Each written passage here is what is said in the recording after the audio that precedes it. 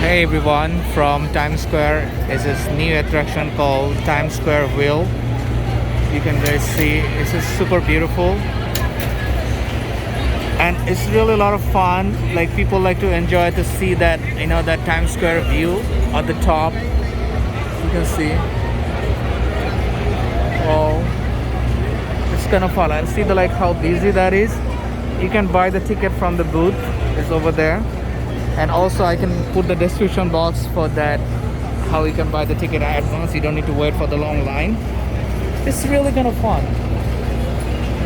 And they open until 12 to 12. I mean 12 a.m. to 12 p.m. This is really, you can enjoy the 12 hours.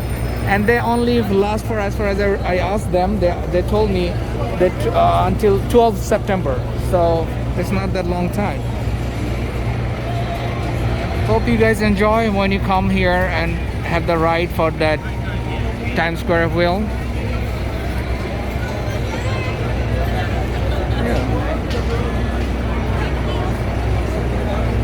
can have the ride with that.